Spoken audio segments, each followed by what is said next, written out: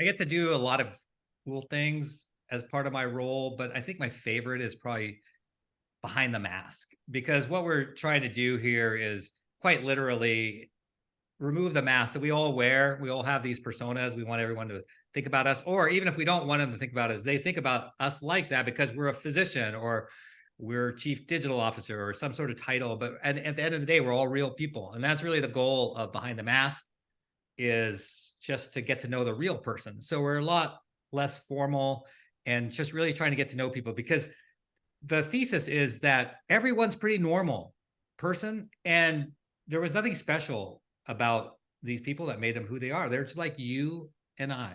And then they made some decisions and stuff that obviously led them down this path, but they weren't like handed to them. So hopefully it'll be inspiring to many people. So with all that said, I wanted to introduce my friend Aaron. Aaron, welcome to Behind the Mask.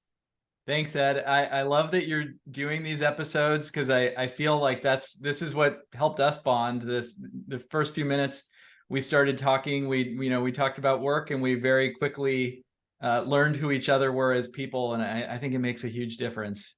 Yeah, I think if we spent more time doing that in the workplace, I don't want to get too philosophical and take it out of the workplace, but definitely in the workplace, I think it might be we get a lot more done. Because I think back to all the petty things, at least in my experience, where I served, everyone was good and well intentioned, but we didn't spend enough time on the personal thing that I think would have helped sort of lower the need to have a mask, and then we would have got a lot more done and probably been more fun. So yeah, you're right, but that's how you and I roll. So that's why it's so great to have you here. We really asked three broad questions: who are you, how did you get here, and where are you going?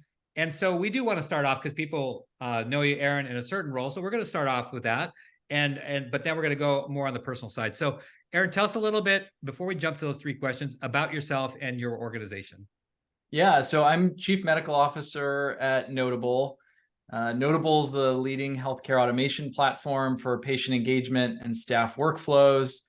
Our core product is really about the fact that over the last decade, health systems have done a ton of work to become digital and to move from paper to digital records, and that the next step in transformation is really taking that asset of all of this digital information we have in healthcare and automating workflows so that we can become more efficient as health systems, and driving better patient engagement that's much more personalized. So we're really all about removing the extra work, the phone calls, the faxes, the paper that's still flowing around the health system, to make health systems more efficient and deliver a more personalized experience. I'm still a practicing endocrinologist, so I was at UCSF for 15 years prior to joining Notable in this role, as faculty in endocrinology, and most recently vice president of digital health. So I stepped out of my administrative role at UCSF, but have kept my endocrinology practice there as I joined Notable. Yeah, no, that's very cool. At what age did you think that you might be a leader? So, I think it didn't really hit me until just a couple of years ago. Maybe 3-4 years ago, I had a colleague who I was talking to who commented how grateful he was for my leadership. He talked about, that he saw me with the ability to set a vision, to get people excited about the vision, to align people behind it, to bring people along on the journey, to provide coaching and mentorship and support, and move people through uncertainties, fears, and unknowns, and helping them unlock their best selves. And the truth is, I'd been a study of leadership for a long time. I consider myself someone who loves to read. I love to learn. So I took leadership courses. I read leadership books. We had a program in my residency at UCSF for leadership and health policy. And so I studied in that program. I was always someone who gravitated towards reading articles from Harvard Business Review. And so if you put two books in front of me, one about biochemistry or immunology, and another about organizational design and leadership, I will always reach for the second one, which probably made me a little bit unusual as a physician. So I think for a long time I was a student of leadership, but didn't actually click that people were viewing me in that way until just a few years ago. when somebody made that comment to me. Yeah, that's super interesting, and a lot of important points that you were making there. You weren't born a leader, sort of developed leader, and you've been observing your entire life and always studying. So, was there a moment, a specific moment that you decided healthcare was where you were headed? There was.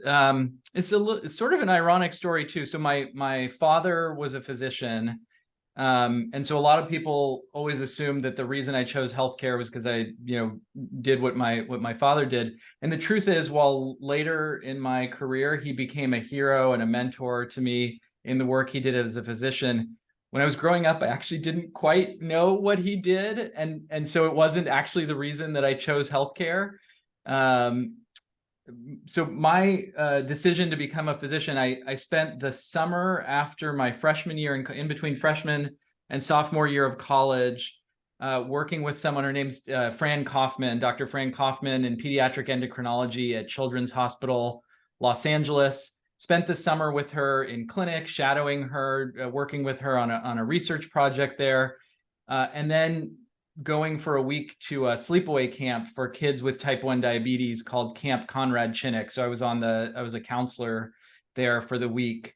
And it was a magical summer. Spending the time with Fran, found us being investigators, detectives, trying to understand the clues in inpatient cases and what diagnostic tests to order next. Loved the fact that these endocrinologists were healers, really giving people confidence in moments of vulnerability and fear and not knowing what the future was. The logic behind, especially at that diabetes camp, figuring out, here's what someone's blood sugars are, here's the insulin dose they took, how do we make adjustments to their insulin dose based on their data. I'd always been someone who I think was very sensitive, very empathetic. My whole life felt like I was in touch with other people's emotions and able to understand what they were feeling and to connect with them on that emotional level, and sort of felt like, oh, this was a career that could make use of that particular skill set and set of capabilities. And so it really was that summer, and in particular that week at the diabetes sleepaway camp, where I felt like, oh my gosh, this is what I want to do with my life.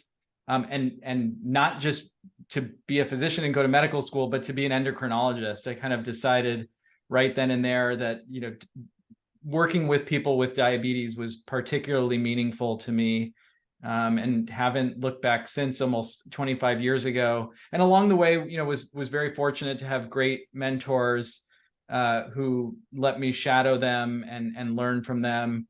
And as I mentioned before, my dad, once I did decide that I was going to be a physician, and once I was in medical school, was an incredible hero and mentor to me. But yeah, was not the reason initially that I chose to do it.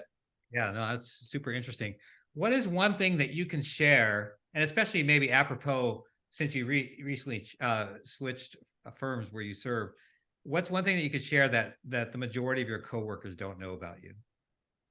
Oh boy. So the good news is I'm pretty upfront with people about most of my quirks. So people know that I don't function if I didn't eat lunch. They know that I'm constantly taking notes on everything, because I use it as a tool to listen better and to memorize. I think one thing people may not know, people often see in my Zoom background my guitars at home in my home office. And so people know that I love to play guitar. People don't probably realize that when my wife and daughter are out of the house, that I'll plug in my electric guitar, turn the amp up real loud, put on some music and play along. And that could be anything from like AC/DC to Motley Crue, to BB King or Eric Clapton. But I really get into a flow and love playing rock and blues guitar. So I think people may not realize that I have that side to me, that I'll be playing a solo along with a AC/DC song. That's cool. I should have worn I wore my U2 shirt today, but I should have worn my Back in Black shirt or something. Excellent. You too as well. No, nothing wrong with you too. So would you say, other than the camp experience, which sounds like it was pretty profound, was there a defining moment in your life, personally or professionally, that sort of changed the trajectory that you went? Yeah, there have actually been two that stand out to me. So first, this was probably the biggest moment. So um, this occurred during my third year of residency at UCSF in internal medicine. I was actually on call on Christmas Eve. Two Jewish doctors on call on Christmas Eve. Our chief medical officer at the time, Adrian Green, was my attending, and I was on call as her third year resident. And we were just chatting in the hallway. She asked me what I wanted to do with my career. I'd always been kind of a tech nerd. You know, studied computer programming in high school, was like the earliest of my friends to be on email and have computer things in the home. Played a lot of the computer game Civilization. And so I was, talking with her that I was planning to be an endocrinologist, but that I was really interested in technology, in healthcare. And she said, "Oh, we just signed a contract with this company called Epic. They're based in Wisconsin. We're going to put a new electronic health record system in. I think we need physicians who are interested in helping to drive and lead our Epic implementation." I said, "That sounds really interesting." So set up a conversation the following week with our two, at the time, I think we had 2 or 3 informaticists at UCSF, Dr. Michael Blum and Dr. Russ Kuchina. Set up a conversation with them. They offered me a job, and a few weeks or months later, a couple months later, I was on the plane to Verona to get Epic certified, and completely fell in love with the field of informatics and have dedicated my career to it since. And it really all stemmed from a Christmas Eve hallway conversation. So just a very lucky moment, sort of right place, right time, and feel very fortunate that changed the trajectory of my career. I think the other moment that I'd call out was had a somewhat similar. So fast forward 2 years, helped lead our Epic implementation, went back to do my endocrinology fellowship. And during the second year of your endocrine fellowship, everyone is supposed to do a research project. And, typically at a place like UCSF, this is very, very hardcore research. I found myself completely frustrated by the way that diabetes devices like insulin pumps and continuous glucose monitors, it was impossible to get data out of them. It didn't really make sense. Patients couldn't see their information from these devices that are, helping keep them alive at any given point in time. And it turns out that I wasn't alone, and stumbled into a couple of conversations with Dr. Saleh Adi, who was chief of the pediatric diabetes program at UCSF, and then 2 parents of kids with type 1 diabetes, Steve McCann and Howard Look. And we decided to start putting together a piece of software to make it easier for people to view their information from these diabetes devices. We ended up creating a nonprofit company called Tidepool that's still thriving today, more than 10 years later. And so I actually, instead of doing a traditional research project, spent my year learning entrepreneurship, working with Howard and team to create this nonprofit company, to build a new software product, to start working with health systems on using and deploying it. And just an incredible amount of learning about business strategy, business models, entrepreneurship, product design, and those types of things. And that, for me, that opened the world of digital health, which was very nascent at the time. So that first hallway conversation got me into informatics at large, and then the second, right place, right time, got me into the world of digital health and entrepreneurship, which have completely changed the course of my career. Yeah, no, that's very cool. Those are, yeah, I could visualize those moments. We talked a little bit about who you are, Aaron, and shifting to how did you get here.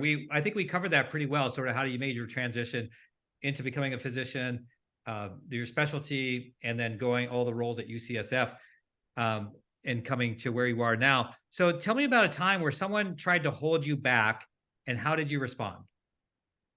Yeah, this one is if there's yeah, this is a moment that lives with me forever. This one's pretty easy to answer. So as a pre-med student, I did my undergrad at Northwestern University out in Chicago in Evanston.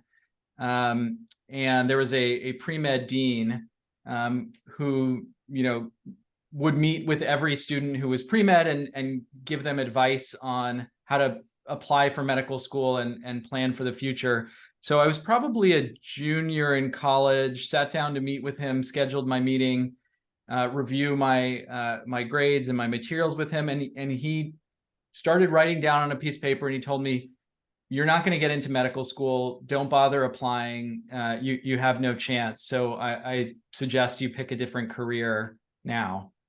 And my response was shock, and frankly, I was despondent. I was a completely a puddle of tears for several days. Was very I mean, this was a point where I was very fortunate to have very supportive and encouraging parents who, through lots of phone calls, carried me through, encouraged me, supported me. And in particular, I mentioned earlier my dad, who is an academic physician for more than 35 years. He had beaten the odds many times in his life. He survived his first bout of cancer in his 20s. And I think he impressed on me that, your future is not predetermined, and that one person's advice, you should not change your career path just based on what one person says. And I ended up rallying. I worked my butt off to study for the MCAT. I scored very well on the MCAT. I ended up being accepted not just to one, but several medical schools. And in irony of ironies, one of those was Northwestern. And yeah, that moment was one I will remember forever. Did you ever look him back up after you became a physician? I have I've thought about that moment frequently. I have looked him back up. I think he's retired now. I thought about sending him a letter, letting him know the negative impact that he had on my life, and hopefully he was. One can imagine he might have done the same to many other people. I never did try to get back in touch with him. Felt like one of those things that was not going to be fruitful.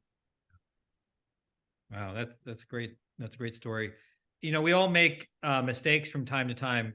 What's the biggest mistake that you made that you can share, personal or otherwise, professional? Yeah. Well, there's so many to choose from, Ed. I think they're happening on a daily basis. I think a common one that I'll reflect on are mistakes in hiring. I think it's very tempting to either hire because you feel a lot of urgency to fill a position, or a colleague who interviews someone gives you a caution and you blow through that caution. And so I've made mistakes with hiring in the past, either because I have a sense of urgency, or I don't listen to signals from colleagues that are interviewing. But I think the one that I want to talk about, it really is something that I also think about quite a lot, and a place where I personally have regrets. And this was a situation where there was a project in my digital health role at UCSF that I felt very passionate about, really felt strongly that we should be moving forward at UCSF in a certain way. Had a difference of opinion around the path forward with another key executive leader at UCSF. And I think I ended up being so focused on what I thought was the right path forward that I didn't listen enough to that other executive, didn't spend time understanding their perspective, their concerns, the way that they saw that particular project possibly being more successful in a different way. And I think really burned that relationship in a meaningful and significant way in the course of a particular conversation. there. And I think it was just a lesson um, in trying to remember to one, not become transactional. That, the whole reason you're doing this type of episode, right, is the importance and the value of people and relationships, and the fact that you're going to be working with these people for many, many years, and having a strong relationship built on trust matters more than the result of one particular decision that may come up along the way. Remembering that your colleagues at an organization will have different perspectives on what the right thing to do is, and that there's so much value in understanding the way they see things, their perspective on something, and just remembering to kind of step back and not become so driven by a particular belief or opinion or passion that you blow through listening and understanding people's perspectives. So it was a really something that I regret from several years ago, and a moment that has informed me going forward. Yeah. No, that's good. And like you said, yeah, I think your main point there is that, yeah, you learn from these experiences and you grow, learn and grow. And that's the important thing. When's the last time you wrote a thank you card or received a thank you card? So the last one I wrote, I just made this career transition from my role at UCSF over to Notable. And in my role at UCSF, I was reporting to our Chief Information Officer, Joe Bangford. And so I wrote him a thank you note as I was leaving that position, thanking him for his mentorship and coaching. He, over the last couple of years, really took me under his wing, despite a very full plate, dedicated time, energy, attention to mentoring me, to coaching me, to supporting me. And in particular, I think a lot of times what we get from people is, oh, you're doing a great job, keep going, kind of thing. It takes a lot of energy and effort to give specific feedback, to give tough love, to identify specific opportunities for improvement, to tell you where you're screwing up and where you can do better. And I, really appreciated all of the mentorship and advice that Joe gave me over the last several years. And so, wanted to thank him for that as I was leaving the role at UCSF. Yeah, that's great. And so now we're going to talk a little bit about where you're going. But as we go there, Aaron, what if you were invited back, let's just say to your high school to do the big speech, graduation speech, you're the guest speaker. What's one thing that you would tell them to relish in the journey, in their journey into adulthood, their career and things like that, that maybe you rush through, maybe not, but what's one thing that you'd highlight, like, hey, relish this part of the journey? I think it's the people. I think, it's maybe a common theme through this conversation. It can be very easy to get focused on specific accomplishments, or to focused on the next task, and that can lead things to become somewhat transactional at times. The truth is, most accomplishments that you're going to have in your career are fleeting. Like, the moment of excitement will come and it will pass. But the people who you meet, the relationships you make, those nourish you over and over and over again. And I think it's easy to forget that. And especially the last several years where, we were interacting mostly virtually with people, I think that did detract from forming relationships and maybe make things even potentially more transactional. But those relationships, the people you meet, bouncing ideas off of each other, sharing your enthusiasm for a new idea or opportunity, building each other's perspectives and broadening each other's perspectives and networks, forming friendships. I mean, you and I have talked about this, like, you and I have gone for runs together when we're at conferences together. Those moments make your career more fulfilling. They make life more fulfilling. And so I would say, take time to form relationships, to understand and get to know the people who you're working with or who you're around, and to really spend time focusing there. Yeah, good stuff. What are challenges or sort of big goals that you have on the personal side. So we're just going to end with this on again back to the personal things, like is it um, Mount Kilimanjaro? I mean, what is that you have that you think about in the future, with your family? Yeah. So a lot of people have that, one big goal, climb Kilimanjaro or do a marathon. I I I don't. For me, the challenge is that I love my work so much. I'm so passionate about what we're pursuing and at Notable and in digital health.